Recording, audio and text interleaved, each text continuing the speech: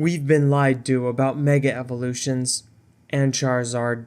Lance famously went on the record to state not all dragons are dragon-type Pokemon, but not only is he a liar, he's also a criminal who cheated his way into the Elite Four, has impossible Pokemon who are under level, know impossible moves, or both, and has killed at least one person with his Pokemon. Do you really want to trust this guy for accurate information? I wouldn't. So if at best Lance is wrong, and at worst he's lying to us, what's the truth? Mega Evolution has the answer for us. But first, what is Mega Evolution? Described as evolution that transcends evolution, it is a temporary state triggered by a keystone and corresponding megastone held by a compatible Pokemon. It is said to unleash a Pokemon's hidden energy while changing the Pokemon's appearance and behavior. But that only explains what it does, not what it is. For that answer, we have to ask, where do Megastones come from? Well, in X and Y, according to Professor Sycamore, Megastones are the result of evolutionary stones being irradiated by the powers of Xerneas and Yveltal. But in Omega Ruby and Alpha Sapphire, we're told that they're also sometimes created from meteorites. So from these two explanations, we can stipulate that Megastones are uranium for Pokemon, highly irradiated rocks that cause rapid and temporary dramatic shifts in a Pokemon based on its species' genetics. So one way or another we have our answer. But how does this explain that Lance is a liar and Charizard isn't a dragon? Well, to address the dinosaur in the room, yes I said dinosaur, Charizard. It's only one of 3 Pokemon that get split Mega Evolutions of all 93 species with X and Y variants. The other 2 being Mewtwo and Raichu. Not including the new Z variants for Absol, Garchomp, and Lucario, but this doesn't affect my theory. If anything, it strengthens it, because it shows there is a third variant for Megastones, proving it's the radioactive frequency of the stone that affects the Pokemon's transformation. But back to Charizard. Charizard X is very clearly a dragon. It's even got the dragon type. But it barely resembles the modern Charizard at all. The one that does resemble it is Charizard Y, which retains its fire flying type. And thanks to a special thing that happened in Generation 7, regional forms, it's not a reach to say that there was, in the history of the Pokemon world, a regional Charmander that evolved into a dragon type. But where is it now? Sad news. I suspect the dragon type Charizard is an extinct split species of the Pokemon that is evidence of this theory by way of another extinct, well, formerly extinct Pokemon of the same generation, Aerodactyl. If you compare Charizard to any other dragon type that currently exists, it looks nothing like any of them, but it does resemble Aerodactyl. The fingers are similar, the wings are similar, its foot claws are similar, they both have long tails with something on the end, they even both have similar head horns and teeth.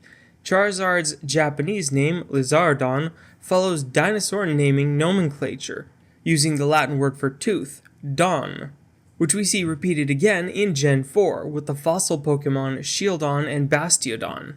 So Charizard, in both form and name, more resemble fossil Pokemon, aka dinosaurs, than they do dragons. And to show that Mega Charizard X isn't exactly an isolated case, there are other Pokemon, when they Mega Evolve, that gain the dragon typing, even when they only have one Mega variant. Ampharos, Sceptile, and Feraligatr being the examples. Even Garchomp Z loses the ground typing and becomes a pure dragon type. But this doesn't fully prove that Megas are prehistoric Pokemon, right? Well, there are 2 more pieces of evidence that helps to drive this point home. Paradox Pokemon being one of them. Added in Generation 9, Paradox Pokemon are separated into 2 different classifications, Ancient and Future. And it's those ancient Pokemon that prove Megas are dinosaurs. Every ancient Pokemon is either fully evolved or requires a special method to evolve. Jigglypuff needs a Moonstone, Mischievous needs a Duskstone, Magneton needs a Thunderstone. And something like Walking Wake, Gouging Fire, and Raging Bolt could be likened to what if Suicune, Entei, and Raikou could Mega Evolve. So I ask you, what if Jigglypuff, Mischievous, and Magneton could Mega Evolve? And there's one more bit of evidence that really drives this theory home, the Pokédex itself. Mega Ampharos, Ultra Moon, and ZA.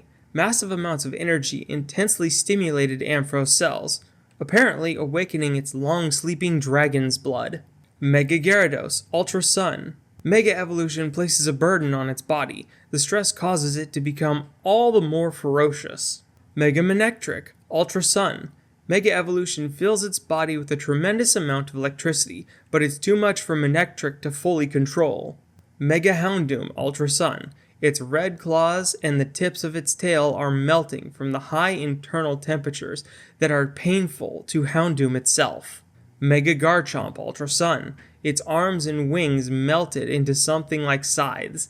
Mad with rage, it rampages on and on. Mega Sharpedo, Ultra Sun. The yellow patterns it bears are old scars. The energy from Mega Evolution runs through them, causing a sharp pain and suffering. Mega Glalie, Ultra Moon. The power of Mega Evolution is so strong that it smashed Glalie's jaw. Its inability to eat very well leaves Glalie irritated. Mega Scissor, Ultra Sun. It stores excess energy from Mega Evolution, so after a long time passes, its body starts to melt. Mega Aerodactyl, Ultra Sun. It will attack anything that moves. Mega Evolution is a burden on its body, so it's incredibly irritated. Mega Tyranitar, Ultra Sun.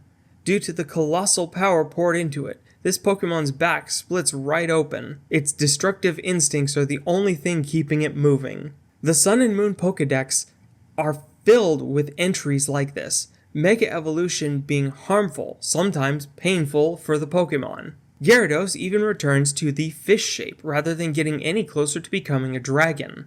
But in what instance would any of these Pokemon need such unstable and harmful forms?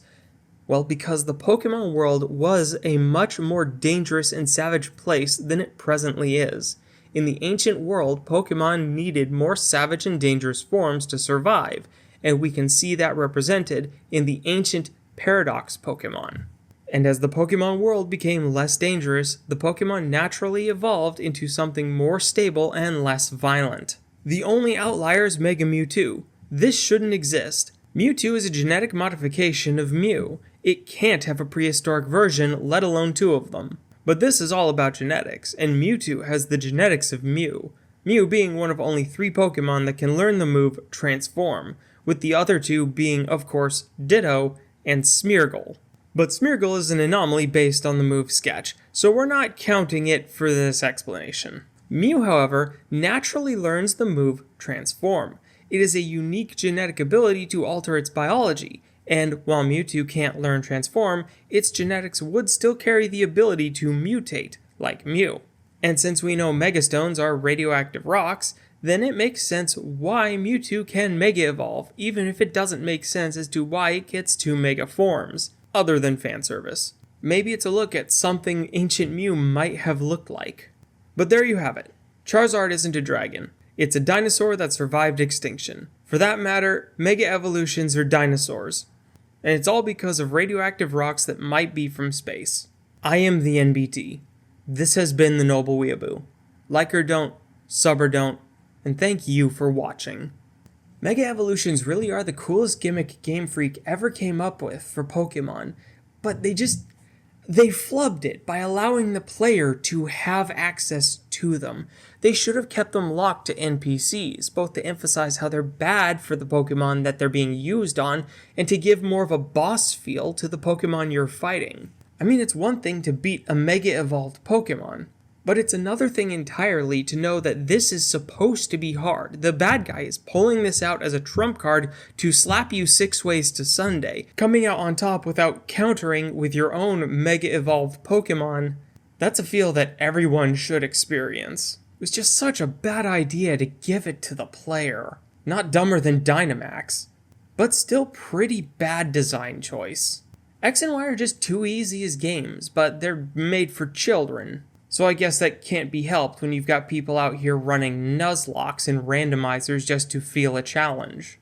There's a reason Kaizo Emerald is a popular ROM hack, and the challenge mode in Unbound is absolutely brutal. Nothing can really be done for it though. Children's games made for children.